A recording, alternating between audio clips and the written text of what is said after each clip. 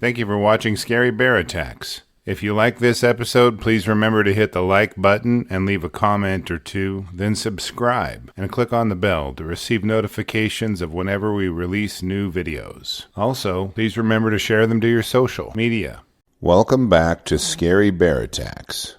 Today's episode takes us to familiar territory, a place where bears can be very angry if they are disturbed, surprised, or just having a bad day. Well, I guess that describes anywhere that bears reside, so specifically, we are going to the Madison Valley in western Montana. This area may sound familiar if you have watched our episode regarding the fatal grizzly mauling on Charles Mock because it happened only a few miles away. The Madison Valley is just across the good side of the border of Idaho and Montana and is within the greater Yellowstone ecosystem, which sprawls across the northwest corner of Wyoming, the southwest corner of Montana, and the northeast corner of Idaho, well past the park boundaries. In this area, the needs of people and bears are precariously balanced by regulations, laws, and constraints on human activity. You might even say that only the foolhardy would adventure into grizzly country here, even if they are well prepared. The Madison Valley stretches north from the park toward a small farming town called Ennis. In the broad valley, the land is flat and covered with grasses and sagebrush that antelope and coyotes dash across. As the valley inclines to peaks that reach around 10,000 feet in elevation, stands of fir, pine, aspen, and spruce cover the ground in a green blanket that hides mule deer, white-tailed deer, elk, and moose. The predators of this area include cougars, wolves, black bears, and grizzly bears. To clarify the difference between a brown bear and a grizzly bears are brown bears, but the name is typically used to reference smaller and more aggressive inland brown bears, who usually do not have the benefit of a seasonal salmon run to fatten up like the coastal brownies do along the west coast of Canada and Alaska. Their life is more demanding, given they have to compete over the same food sources as black bears, and even some that wolves and cougars eat. With 4 large apex predators in this area, it is no wonder that sow grizzlies defend the lives of their cubs with such ferocity and power. In the early morning twilight of October 1st, 2016, 50-year-old Todd Orr was planning on using a day off from work to go scouting for elk hunting season. Todd is a fit and tough trail engineer. Whenever a park system or national forest wants to install a new trail route, they call Todd, and he examines the topography and destinations of the proposed trail and designs routes that provide the best views and connect to the existing trails.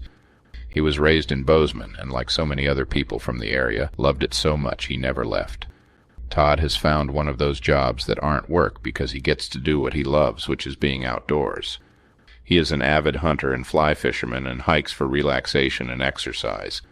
His job allows him to pursue his favorite pastimes, which include designing and building custom knives. On his scouting excursion, he was packing a 10mm pistol and his bear spray because he is a realist and knows that a bear can be anywhere in this area. His handgun is stashed in a chest holster, and his bear spray is holstered on his right hip for easy and quick access. He is also very well versed in reading a bear's body language and behavior to ascertain what their state of mind might be. As a precaution to avoid running into a moose or a bear, Todd yelled out, "Hey, bear!" every few minutes as he climbed the trail into the high country to make sure any nearby animals know he is there. About 3 miles up the trail, Todd entered a small clearing and noticed on the other side, about 80 yards away, a large grizzly bear, as well as her 2 little cubs. The cubs were born in the past winter and were probably about 9 months old by now, weighing around 20 to 25 pounds. As soon as the sow and cubs saw Todd, they immediately headed in the opposite direction, giving him a false sense of security at the thought of their apparent retreat from a human presence. Little did Todd know the sow had headed her cubs up the hill a bit and ordered them up a tree. Then she circled back toward him. As Todd patiently waited to see where the bears had gone, she bore down on him and closed the distance with stunning speed. As Todd continued up the trail, he briefly looked at the ground as he stepped and suddenly heard a noise above him on the hill.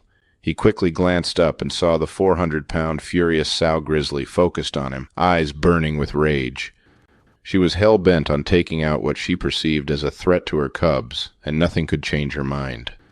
Just to understand a protective mama bear's perspective a bit, let's take a second to discuss why they react the way they do to perceived threats. In the bear world, the greatest threat to those tiny cute bear cubs is a big old grumpy boar who is driven by, let's say, biological urges. Somehow boars know that if they kill a sow's cubs, she will be brought back into heat, or a state of biological readiness to mate. The boar will get to feed off of the cubs and sometime later get the chance of breeding her. Female bears know this and react to any threat to their cubs, real or imagined, with a near-nuclear display of power and aggression. A sow grizzly has even been filmed sprinting a quarter-mile down a steep incline to climb a tree to attack and kill a boar black bear after smelling his scent on the breeze. They do not know mercy or tolerance when it comes to anything that can harm their cubs. Todd began to shout at the sow as soon as he saw her charging toward him. Hoping she may have misunderstood what he was, he waved his arms and yelled to show her he was a harmless human and not a threatening boar. Well, Todd didn't get to wave his arms more than just a few times before he realized this sow was not bluff charging. When a bear bluff charges, they tend to bounce and peek at what they are headed toward, as if searching for more information. When a bear is not bluff charging, their eyes are fixed on their target and there is no hesitation in their approach. He quickly reached down to pull out his can of bear spray and flicked the trigger guard off in a practiced motion. Bear spray manufacturers recommend discharging the noxious cloud of irritant when the bear is within 25 to 35 feet for optimal effect. Todd estimated that he discharged his bear spray when the sow was 25 feet from him. He watched as the orange cloud billowed from the canister and settled into a hazy layer of hopeful protection between him and the sow. Hoping and expecting, but really hoping that the bear would get a snoot full of that cloud and decide she didn't want to mess with anything that painful. Todd's hopes were terrifyingly dashed when the sow blurred right through the cloud as if it wasn't there. The bear spray had no immediate effect on the sow, and she shoved Todd to the ground. Todd knew he had to protect his neck and head most and curled up into a ball with his hands covering his neck. With his face in the dirt, the bear rapidly and repeatedly bit his left arm several times and bit his back a few times as well. She, fortunately, took out some of her frustration on his backpack, which prevented even more damage to Todd's vulnerable body. The sow bit into Todd to try to elicit a reaction and waited a few seconds, then bit again in another location on his body. She did this several times over a few minutes before she started coughing in response to the bear spray emitted earlier. She broke off the attack and coughed her way back up the hill and toward her cubs. Now relieved by the departure of the sow and bewildered at how he was still alive, Todd slowly made it back to his feet. His eyes and legs worked fine, even though his arm and shoulder were severely and repeatedly bitten. He knew he had to get off that hill and back to his truck to get to medical help soon, and started jogging back down the trail. After he covered a couple 100 yards, Todd decided he had better check out his injuries. He could see blood seeping from several puncture wounds on his arms and shoulder, but knew these were not life-threatening. He thanked God out loud that they weren't worse as he briskly hiked. The most important thing to him right now was not to bandage his wounds, but to get as far away as he could from that angry sow as quickly as possible. Several minutes down the trail, Todd heard another noise behind him and saw a blur out of the corner of his left eye. About 30 feet from him, the sow had returned and was now charging him again at full speed.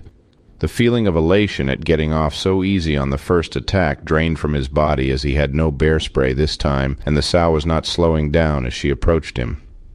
Todd again assumed the position he had used earlier to protect his neck and head. He flopped face first into the ground and wrapped his arms around his neck and head in anticipation of the follow-up attack. As she approached him, the sow used his shoulders as a stopping pad as she placed both her paws on them, crushing him into the ground. Her teeth again pierced the flesh of his arms and shoulders with bites Todd described as being hit by a sledgehammer with teeth. As she drove her canines through his forearm, Todd heard his bones pop from the bite pressure. Everything from the point of the bite to his fingertips went numb and limp, flopping uselessly as he struggled to cover himself. As the pain from the bite to his forearm shot through his body, Todd let out a gasp and twitched in response. This was the proof of life the sow needed to re-energize her attack on him. She quickly bit him hard, several times all over his shoulders and upper back. Todd fought the instinct to react to the pain. Each time he gasped or twitched in reaction to the bites, the sow would follow up with several more bites. He tried to lay still as she began to chew on his head, now that his arm was limp and not protecting it. On about her third bite to Todd's head, he felt a flood of warm blood pour over his face. She had opened up a deep gash about 5 inches long just above his ear and partially displaced a small patch of his scalp.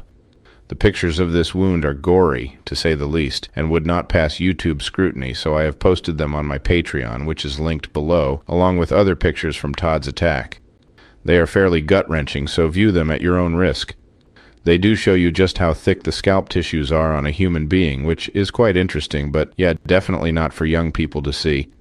After feeling such a flood of blood flow into his eyes and down his face, Todd was certain the sow was going to finish him off this time. He helplessly awaited a crushing bite to his skull as he resigned to the fact the sow grizzly was going to kill him. Apparently, tearing a man limb from limb can be exhausting, even for an enormous apex predator.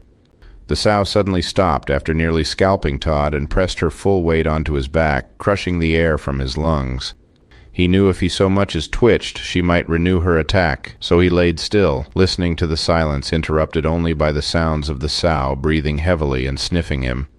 Her warm breath pelted the back of his neck rhythmically as she assessed if Todd was dead and the threat to her cubs ended. Her paws were pressed into his lower back, and he could feel them digging into his flesh as she angrily watched him for any sign of life. The putrid scent of the sow filled Todd's nostrils and made resisting any movement even more difficult. The sow remained positioned this way over Todd for about 30 seconds. As suddenly as she appeared, she disappeared. Undoubtedly, concern for her cubs had changed her focus now that Todd had ceased all movement. She had proven her point to Todd and any boar grizzlies that may have seen her violent intent to protect her cubs. Todd wanted to see where the sow was, but was too afraid to move. His eyes were full of his own blood, which completely obscured any detail in his vision. He knew he wouldn't survive a third round with the angry sow and slowly maneuvered his arm beneath his chest in search of his 10mm pistol. It was gone. Wiping the blood from his eyes, Todd lifted his head, searching for the solace of knowing the sow had, in fact, finally left him. He searched the ground around him and located his pistol still in its holster only 5 feet away. During the attack, the sow had cut the binding to his holster, holding it to his chest, allowing it to tumble the short distance. His backpack was mutilated and served as a harbinger of the damage that would have otherwise been done to his back. Todd quickly gathered up his scattered belongings and resumed his descent toward his truck. Blood poured from the gash above his ear and the 25 other bites all over his body. He knew he had about 45 more minutes of hiking before reaching safety and determined that he wasn't about to let himself bleed out without trying to make it. He resumed alternating between brisk hiking and jogging back down the trail. When Todd reached the trailhead, he could see another vehicle parked near his own. His mind immediately jumped to the thought of that person also running into the angry sow. He had the wherewithal to pull out his cell phone and immediately record the results of the day's adventure on it as he dripped blood all over the cab of his truck. A short distance down the road, Todd approached a rancher. He waved the rancher down and asked him to call the hospital to let them know he was coming and would need immediate medical care. Just to prove how tough he was, Todd called his girlfriend as soon as he got reception on his cell phone. He calmly asked her how her day was going and asked her if she wouldn't mind bringing him a change of clothes to the hospital. When Todd pulled up to the hospital, he was met by a full medical team as well as a police officer. He asked the officer to open his truck door, put his truck in park, and unfasten his seatbelt, since his left arm was numb and useless. The officer was glad to see that through it all, Todd had still remembered to buckle his seatbelt. Todd was rushed inside, and an assessment was underway to get a good measure of the damage the sow had done to his body. His limp left wrist was x-rayed, and it was noted that the bear had chipped his ulna when biting into it, causing the nerves that controlled his wrist and hand to stop working. It took the medical team 8 hours to stitch up all of Todd's wounds where his flesh was punctured and torn by the bear's powerful jaws.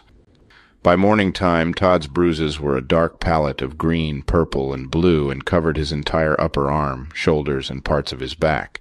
Many of the bruises were due to bites that didn't quite puncture or tear his skin, but nonetheless ruptured blood vessels underneath. Dark bruises in the shape of bear paws had emerged from where the bear stood on his back while waiting for him to move. From being crushed into the ground by the sow, Todd had bruises all over his face and chest as well. In typical tough Montanan fashion, Todd described the day's events as not his best day and expressed gratitude at being alive to share this moment with his loved ones. Madison County Sheriff Roger Thompson urged Todd to buy a lottery ticket, stating that luck had to be on his side to survive 2 bear attacks on the same day. Sheriff Thompson likened Todd's attack to being struck by lightning twice on the same day. Todd's girlfriend added to the comedy by stating that it looked like he had gutted an elk in the driver's seat of his truck. Todd Orr did everything he was supposed to do, right down to having the discipline and self-control to lay still while being bitten 25 times by the angry sow. Todd was grateful that there was no one else with him when he encountered the sow and her cubs. He knew he would do anything to protect his friends, just like that sow had risked her life defending her cubs. Todd is committed to continue hiking and hunting as soon as he is recovered from his injuries. He even went out fly fishing while his left arm was still in a splint. In the episode regarding Bram Schaefer's grizzly bear attack, while he was elk hunting with his father, the toughness of folks from Montana was showcased, and Todd Orr's attack reinforces just how tough they are. Regarding the sow and her cubs, there was a brief discussion amongst the officials on what action they should take to address her aggressive behavior. I could find no source indicating that she and her cubs were ever pursued, collared, or killed, and assume she was left alone to raise her babies in peace. After reviewing the facts surrounding this episode, I am left with a few questions for you. Was it the same bear that attacked Todd twice, or did he run into a second angry Grizz? Do you think that Todd deployed his bear spray at the correct distance, or did he deploy it too early? Do you think the bear took it easy on Todd, or was she trying to kill him? Are you surprised the bear attacked him again after being sprayed with bear spray? Do you think the angry Grizz followed Todd down the hill to attack him again, or did they simply cross paths again, causing the second attack? Finally, which one do you think would be worse to deal with, an angry sow grizzly protecting her babies, or a tough Montanan who would take a licking and keep on ticking? I will be glad to read and respond to your thoughts, so post them in the comments section below, and let's talk about it. Welcome back to Scary Bear Attacks. Today's episode takes us to the rugged and forested Canadian province of British Columbia. Mountains stretch for hundreds of miles, covered with thick forests of pine, fir, spruce, and cedar. The banks of most bodies of water are lined with willow bushes and currants. Gooseberries and salmon berries offer their seasonal delights to all visitors. Just north of the small town of Mackenzie is a long lake which runs north and south. Williston Lake is remote and has black-tailed deer, elk, moose, mountain goats, brown bears, and lots of black bears. Black bears in this area have plenty to eat, with seasonal runs of salmon packing the streams and creeks throughout the summers. There is abundant game animals between the deer and elk of the area, and berry seasons are spread from spring strawberries to gooseberries, currants, salmon berries, and innumerable other berry species ripening into later summer and early fall. With this much food and a comparable amount of space, black bears are generally not dangerous in this area. On May 31, 2021, 65-year-old Gil Graham was only a few days from retirement. He had spent his entire career helping mining outfits get started in new areas or re-establishing operations in areas previously vacated. For his next assignment, Gil was working with a 7-man crew who were doing preliminary groundwork for a new mining camp in the Williston Lake area. All 7 men were crowded into a camp trailer until they finished their preliminary work. This morning, Gil went outside early into the morning twilight to turn the propane tanks on so the crew could cook breakfast. He bent over a bit and turned the handles on the tank and turned around to go back inside. His mind may have been picturing pancakes and eggs, but this morning a recipe for disaster was being prepared for Gil. As he glanced up, he looked directly into the eyes of a black bear less than 5 feet from him. This wasn't Gil's first run-in with a bear. In fact, he had ran into dozens of bears over his career while working throughout this area. The encounters were never anything serious and had always ended with the bear scampering away, even if there was a momentary standoff, but this time was clearly going to be very different. Upon seeing the black bear, Gil was startled, and so was the bear. Given the extremely close proximity of the two, Gil raised his hands and slowly backed away from the bear in a show of submission and that he wasn't a threat. The bear was already standing on its hind legs and menacingly started to slowly lumber toward Gil. Now, a little information about black bear physiology and behavior is needed to understand Gil's predicament. Black bears tend to look like large dogs when they are on all 4 legs, depending on the size of the bear. The difference is apparent when they stand up on their hind legs. Black bears can be between 5 and 7 feet tall when standing erect. According to the bear experts at Yellowstone Bear World, this behavior relays curiosity more than aggression. Bears tend to stand on their hind legs for a better view of something that has drawn their interest, or to get a sniff of a scent on the breeze. All of these reasons are benign enough, but there is one small detail left out. Bears also stand on their hind feet as a way to measure an opponent and to prove they are bigger and stronger than each other, or a human they might see as competition or prey. The bear's body language indicated to Gil that it was wanting to fight. It pinned its ears back and held its paws out in front of it, and lo, he was so close to the bear that he could see the shiny claws on its paws as they were stretched toward him. It stared at Gil as it methodically stepped toward him, like a professional wrestler. It didn't take long for the bear to lunge at Gil. It pushed him to the ground faster than he could back away. The power of the bear was overwhelming, and he could post nearly no resistance against its strength and speed. Gil began screaming to the other men in the camper, and they quickly fogged from the door to see what was going on. As they looked around, they could see the black bear standing between Gil's legs. They could see the terror on his face as he yelled and tried to put distance between himself and the bear. They didn't know what to do, and stared helplessly as the bear swatted Gil around, and he tried to dodge as best he could. When Gil exited the trailer and entered the early morning twilight, he had a metal flashlight in his hand. Now this tool was his only means of defense. He began beating the bear over the head with the flashlight as it swatted at him with its paws and pinned him to the ground. As the bear pawed and bit at Gil, it worked its way through his flashlight defense and clamped its jaws onto the flesh on the inside of his thigh. Gil felt several 100 pounds of biting force driving its huge canines through his flesh, causing him to shriek in pain and fear. That is when his co-workers decided to intervene. They began yelling and throwing rocks as they approached the bear. They all scattered as soon as the bear turned its attention to them. As it neared one of the men, another one of them would steal the bear's attention. It chased after them, but because there were so many, it couldn't catch anyone before they made it back to the safety of the camper. After the door on the camper was slammed in its face, it turned its attention back to Gil. As the bear slowly walked back toward Gil, who was still laying on the ground and in pain from the bite to his groin, one of his buddies ran to the company truck. He started up the truck and revved the engine, which immediately drew the bear's attention. Then he flipped the lights on and flashed them several times, and continued to rev the engine as he crept toward the bear, now just a few feet from Gil. He blared the horn in long, steady honks and gradually positioned the truck between the now slowly retreating bear and Gil. About that time, one of the other men emerged from the trailer with a hunting rifle. As he ran clear of the small group of men, he could see a good angle to shoot the bear in a vital location on its body. He took aim and fired at the bear, dropping it in its tracks. Gil's co-workers re-emerged from the camper and gathered round him. They helped him up and put him inside the truck. Gil's bite wound to his thigh and numerous other claw wounds and scrapes were treated at the camp before he was flown to a hospital in Prince George for suturing and medical observation for infection. His wounds began to heal up soon thereafter, and his affable demeanor while in the hospital is obvious in the pictures of him on my Patreon site, linked below. They are not too bad, but definitely illustrate just how powerful Black Bear's jaws can be.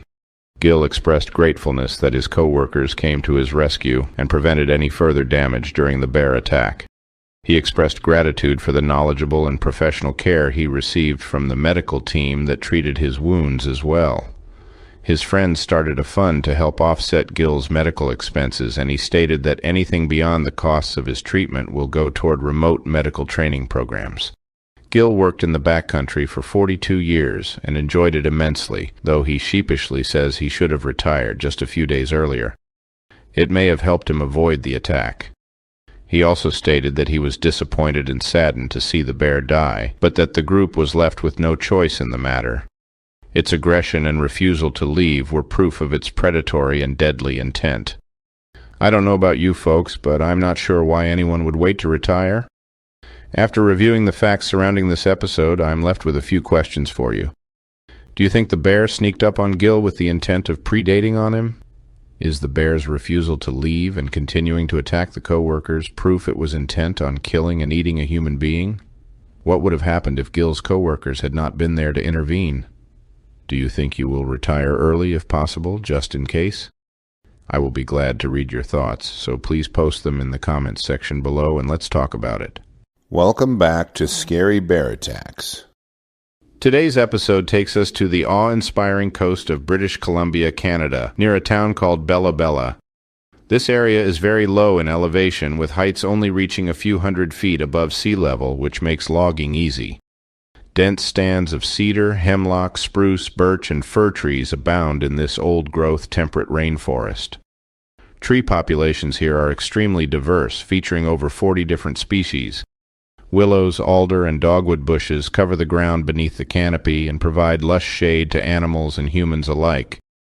In these thick forests, Sitka black-tailed deer and moose call this area home. The predators here include cougars, wolves, and black and brown bears, to name a few. This area is also the haunt of a subspecies of black bears called the Kermode bear, which is white to light yellow in color and is frequently referred to as the spirit bear. Bella Bella is home to the largest First Nations tribe called the Heiltsuk, whose ties to the land go back thousands of years and put them in primary position for profits from the timber, mining, and energy industries. The First Nations people receive a payment for each enterprise utilizing the resources of their land. Along a creek near Burke Channel, a corporate logging operation was in full production mode, pulling timber from the land and resetting the 60 years harvest window for the timber industry. Scientists have determined that a stand of old-growth trees that are harvested here will reset to full maturity within about 60 years, allowing a reharvesting of the timber. On July 17, 2015, at about 8:30 a.m., 41-year-old timber engineer George Knoll was walking along a bank of the creek while marking trees for harvesting. His job was to trek through the brush and locate trees that met the harvest requirements, mark them with special marking tape, and continue in this fashion through the timber harvesting site.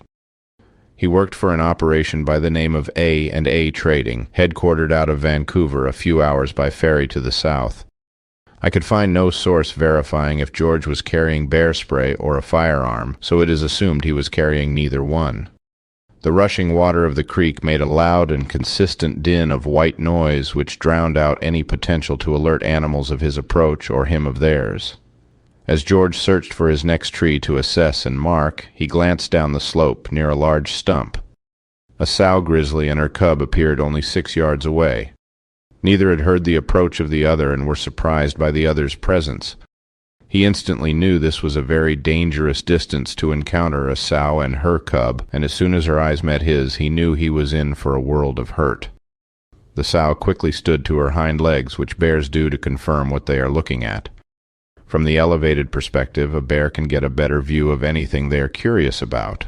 Many people think that bears stand on their hind legs before they attack, but they do this to better see what they are concerned about, primarily. As soon as she confirmed that George was a human and danger close to her cub, she dropped to all fours and began charging uphill in his direction. George knew she would be on him before he could react, but did the only thing he could think of. He backed away quickly while shouting as loudly as he could at the bear. At this point, the sow had made up her mind, and there was no talking her out of attacking George. The sow crested the small rise and immediately tackled George to the ground. The impact knocked George straight onto his back, and he initially played dead, hoping she would realize he was no danger to her cub. Once a grizzly sow's adrenaline gets flowing, and there isn't much a person can do to calm them down. George curled into a ball and put his arms over his neck and head to protect them from being crushed by the angry bear's jaws. The sow clamped her jaws onto his left arm and hand and repeatedly bit into them, tearing flesh from his forearms and puncturing them anywhere she could fit between her teeth. She bit his back in several places, and so many times he couldn't keep track. She continually tried to pick him up and throw him into the air and tossed him back and forth repeatedly. Thoughts raced through George's mind. He was terrified at the thought of his demise and consumption at the claws and jaws of the massive and enraged bear. He thought he was certainly going to die, and the bear would eat him before anyone could intervene or even find his corpse. His thoughts drifted to the possibility that he would never see his wife and daughter again. During the attack, the sow continually put her face directly in front of George, searching for any sign of movement or resistance. The entire time she was examining George, she woofed and chuffed at him as if she was telling him how angry she was. The stench of her breath smelled like a combination of rotten fish and a wet dog. She was clearly not going to simply turn around and walk away just because George was laying still and playing dead, At this point, George determined that playing dead may lead him to actually being dead. He was wearing a type of boot called a caulk boot. These boots are usually made of leather and have a high top that extends to about the mid-calf area. They have heavy-duty rubber soles on them, which are embedded with 1/2-inch metal spikes designed to give loggers traction in ice, mud, and slippery log surfaces. George pulled back one of his legs and kicked with all of his might at the face of the sow. His first strike hit her solid in the snout, so he wound up and did it one more time in quick succession. This took the sow off guard, and she took a couple of steps back. She shook her head and huffed at him while pacing back and forth a few times. George could see blood on her snout, but wasn't sure if it was from him or from her. His kicks may well have bloodied her nose, but she wasn't waiting for a diagnosis. Still enraged at the surprise of George's appearance so close to her cub, she bounded right back up to him to have another go. Before she could sink her teeth into his flesh again, George kicked her for a third time in the snout. This time she had had enough. She turned around and gathered her cub. The two bears disappeared into the nearby brush and left George to gather himself and assess his injuries. George glanced around and located his radio. He reached out to his partner and let him know that he had been attacked by a bear and needed immediate help. As George watched blood gushing from his left arm, he used a tensor bandage to improvise a tourniquet on it. Using his teeth along with his right hand, he tightened the bandage to limit blood loss. He knew he was only 200 yards downhill from the helipad, but everything was spinning from shock and the trauma of the attack. George staggered the short distance, fighting through fatigue and the fog of shock. As soon as he reached the helipad, the company helicopter arrived. George was a bloody mess and had several large lacerations on his left arm where the sow had focused her attack. He had large bite wounds all along the left side of his back as well.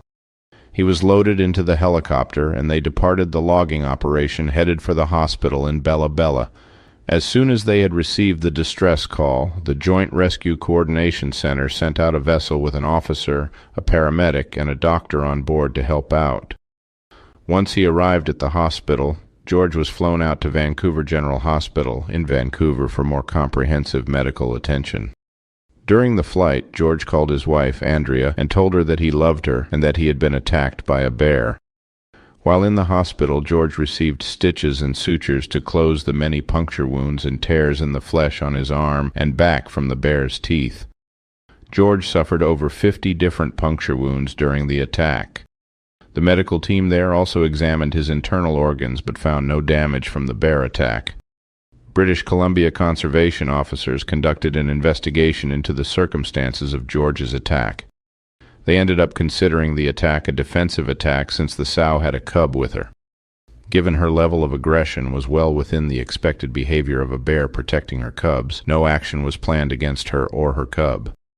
It was decided she would be left alone. Authorities indicate that George was very lucky and that if the sow had intended to kill him, she would have. They stated that George was going to be very sore from the injuries the bear imparted in a matter of only a few seconds, but that he was very fortunate to get away with the injuries he sustained. After reviewing the facts surrounding this attack, I am left with a few questions for you. Would the bear have killed George had he not kicked her with his logging boots? Did the sow leave due to the resistance George put up? Do you think the cub saw what occurred and may have learned that attacking people is acceptable behavior? What do you think George could have done to avoid this attack? I will be glad to read and respond to your thoughts, so please post them in the comments section below and let's talk about it. Thank you for watching Scary Bear Attacks. If you've enjoyed this episode, please consider clicking on the like button and clicking on the bell icon. We'll help you know when we post our new episodes. Posting our video links to your social media profiles furthers awareness, and it's fun. We slashed our prices in our merch store, linked below, so check out the bargains there while you shop. As a member of our human community, remember to adventure bravely and be careful out there, especially in bear country.